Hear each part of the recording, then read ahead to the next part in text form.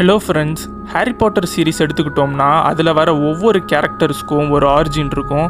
அதுலேயும் செவரஸ் ஸ்னேப்போட கேரக்டர் ஆரிஜின்லாம் negative shade to full positive ஷேடுக்கு சேஞ்ச் ஆகிருக்கும். அது மட்டும் இல்லாமல் இந்த சீரீஸில் ஹாரியை எந்தெந்த சிச்சுவேஷனில் ப்ரொடெக்ட் அண்டு சேவ் பண்ணார் அப்படிங்கிறத பார்ப்போம். Harry Potter and the philosopher stone மூவியில் குவிடிச் மேட்ச் நடந்துகிட்ருக்கும்.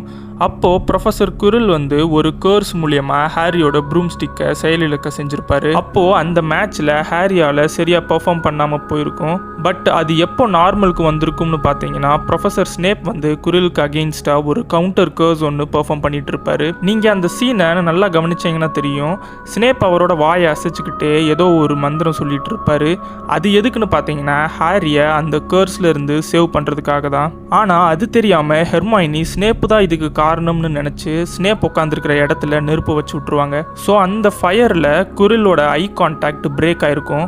ஹாரியும் நார்மல் ஸ்டேட்டுக்கு வந்திருப்பாரு. அப்புறம் ஒரு சில மேட்சஸில் ஸ்னேப்பே ரெஃப்ரியாக போயிருந்திருப்பாரு. இதை எல்லாரும் எப்படி பார்த்தாங்கன்னா, கிரிஃபிண்டோரோட பாயிண்ட்ஸை வேணும்னே குறைக்கணும் அப்படிங்கிறதுக்காக தான் இவர் ரெஃப்ரியாக வந்திருக்காரு அப்படின்னு நினச்சாங்க. ஆனால் மெயின் ரீசன் ஹாரியை ப்ரொடெக்ட் பண்ணணும் அப்படிங்கிறதுக்காக தான். அப்புறம் நிறைய இடத்துல குரில் சில ப்ராப்ளம்ஸை கிரியேட் பண்ணும் போதெல்லாம் அங்கே ப்ரொஃபஸர் ஸ்னேப் இருந்திருப்பாரு.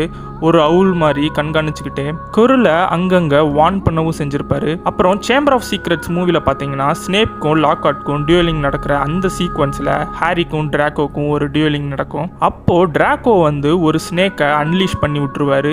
அந்த ஸ்னேக் ஹாரியை எதுவும் பண்ணிடக்கூடாதுன்னு ஸ்னேப் அந்த ஸ்னேக்கை டிஸ்ட்ராய் பண்ணியிருப்பாரு. அப்புறம் ஃப்ளிச்சோட கேட்டான நாரிஸ் அந்த பேசிலிஸ்க் ரிஃப்ளெக்ஷனை பார்த்து ஸ்டாச்சு ஆயிருக்கும். அந்த டைம் ஹாரி, ரான், ஹெர்மைனி அந்த இடத்துல இருந்திருப்பாங்க. அப்போது அங்கே எல்லா ஸ்டூடெண்ட்ஸ் அண்ட் ப்ரொஃபஸர்ஸ் எல்லாம் இந்த கேட் இப்படி ஆனதுக்கு ஹாரியும் இவங்க ஃப்ரெண்ட்ஸும் தான் காரணம் அப்படின்னு எல்லாரும் சொல்லிட்டு இருப்பாங்க. அப்போது ப்ரொஃபஸர் ஸ்னேப் டம்பிள்டோர்கிட்ட ஒரு விஷயம் சொல்லுவார். அது என்னன்னா, ஹாரியும் அவங்க ஃப்ரெண்ட்ஸும் தப்பான டைமில் தப்பான இடத்துக்கு வந்திருப்பாங்க. எனக்கு தெரிஞ்சு அவங்க இதுக்கு காரணமாக இருக்க மாட்டாங்க அப்படின்னு சொல்லி அப்போவும் ஸ்னேப் ஹாரியை ப்ரொடெக்ட் பண்ண பார்ப்பாரு. பிரிசனர் ஆஃப் ஆஸ்கபன் மூவியில் சீரியஸ் பிளாக் ஹாரியை கொல்ல போகிறதா ஒரு நியூஸ் பரவிட்டு இருக்கும். அதை தெரிஞ்சுக்கிட்டு ஸ்னேப் ஹாரியை அப்பப்போ கண்காணிச்சுக்கிட்டே இருப்பார். அதனால தான் சீரியஸ் பிளாக், ரேமஸ் லூப்பின், ஹாரி இவங்க எல்லாம் அந்த ஷ்ரீக்கிங் ஷாக்ல இருக்கும்போது ஹாரி உயிருக்கு ஆபத்து இருக்குன்னு தெரிஞ்சுக்கிட்டு கரெக்டாக ஸ்னேப் அங்கே வந்திருப்பாரு. அதே மாதிரி தான் லூப்பின் வேர்வுல்ஃபாக மாறும்போது ஹாரி, ஹெர்மைனி, ரான் இவங்களை அட்டாக் பண்ண வரும்போது அங்கே ஸ்னேப் ஒரு ஷீல்டு மாதிரி ப்ரொடெக்ட் பண்ணுவார். அப்புறம் ஆர்டர் ஆஃப் த ஃபீனிக்ஸில் ஃபட்ஜோட பவர் மூலமாக டொலாரஸ் அம்பிரிட்ஜ் ஹாக்வர்ட்ஸில் அவங்க இஷ்டத்துக்கு ஆட்டம் போட்டுட்டு இருப்பாங்க. அப்படி தான் ஸ்னேப் கிட்ட போய் வெரிட்டா சீரமை கேட்டிருப்பாங்க. ஹாரி சீக்கிரட்டாக என்னெல்லாம் பண்ணுறானோட பிளான், இந்த உண்மையெல்லாம் தெரிஞ்சுக்க அந்த சீரமை கேட்டிருப்பாங்க. ஆனால் ஸ்னேப் உண்மையான சீரமுக்கு பதிலாக ஃபேக் சீரமை கொடுத்து ஹாரியை ப்ரொடெக்ட் பண்ணியிருப்பாரு. அப்புறம் ஒரு சீனில் நோட் பண்ணிங்கன்னா, ஹாரி ஸ்னேப்ட்ட ஒன்று சொல்லுவார். அது என்னன்னா, பேட்ஃபுட் அவன்கிட்ட மாட்டிக்கிட்டான், அதாவது சீரியஸ் பிளாக் வால்டமோர்ட் கிட்ட மாட்டிக்கிட்டான் அப்படிங்கிறத மறைமுகமாக ஸ்னேப் கிட்ட சொல்லுவார். ஆனால் அதை ஸ்னேப் கேட்டு எனக்கு இதை பற்றி ஒன்றும் தெரியாது அப்படின்னு சொல்லிட்டு போயிடுவார். ஏன்னா அந்த இடத்துல அம்பிரிட்ஜ் இருப்பாங்க. ஸோ அவங்களுக்கு இவர் மேலே சந்தேகம் வந்துடக்கூடாது அப்படிங்கிறதுக்காக. ஹாஃப் பிளட் பிரின்ஸ் மூவியில் ஹாரி ஸ்னேப்போட அந்த ஓல்டு போர்ஷன்ஸ் புக்கை தான் யூஸ் பண்ணிட்டு இருப்பாரு. இதனாலேயே போர்ஷன்ஸ் மேக்கிங்கில் எக்ஸலண்ட்டாக வந்திருப்பாரு. இதனால் ஹாரஸ் லெகானோடையும் ஒரு நல்ல பாண்டிங் கிரியேட் ஆகிருக்கும். அது மூலயமா வால்டமோர்ட்டோட பாஸ்ட் ஹிஸ்ட்ரியவும் தெரிஞ்சுப்பாரு. அப்புறம் ஒரு சீக்வன்ஸில் ஹாரி டிராக்கோ மேலே ஸ்னேப் கிரியேட் பண்ண செக்டம் செம்ப்ரா ஸ்பெல்ல கேஸ்ட் பண்ணிடுவார்.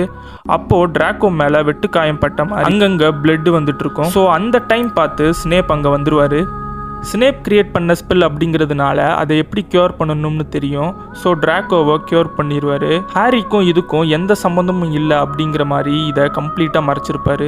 அப்புறம் ஸ்னேப் டம்பிள்டோரை கொன்னதுக்கப்புறம் ஹாரி ரொம்பவே கடுப்பாகி ஸ்னேப் மேலே ஸ்பெல்ஸாக காஸ்ட் பண்ணிட்டு இருப்பாரு. அப்போ கூட ஸ்னேப் அதை டிஃபெண்ட் தான் பண்ணுவார்.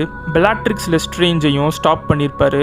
இவன் டார்க் லார்டுக்கு சொந்தமானவன் அப்படின்னு சொல்லி அங்கேயும் ப்ரொடெக்ட் பண்ணியிருப்பாரு. டெத்லி ஹாலோஸ் மூவியில் பார்த்தீங்கன்னா, கிரிஃபிண்டோர் ஸ்வார்டை அந்த லேக்கில் பிளேஸ் பண்ணதோ ஸ்னேப் தான்.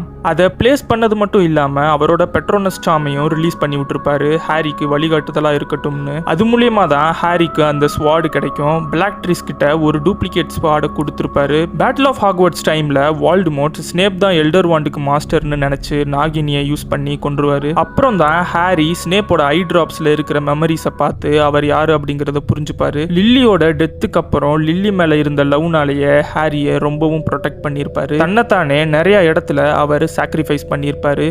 ஸோ இந்த என்டையர் சீரீஸோட ஒரு மிஸ்டீரியஸான கேரக்டர்னா அது ப்ரொஃபஸர் ஸ்னேப் தான். ஸோ இப்படி தான் ப்ரொஃபஸர் ஸ்னேப் வந்து ஹாரியை அங்கங்கே ப்ரொடெக்ட் பண்ணியிருப்பாரு.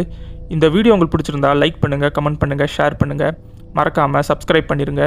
இன்னொரு புது வீடியோவில் பார்ப்போம்.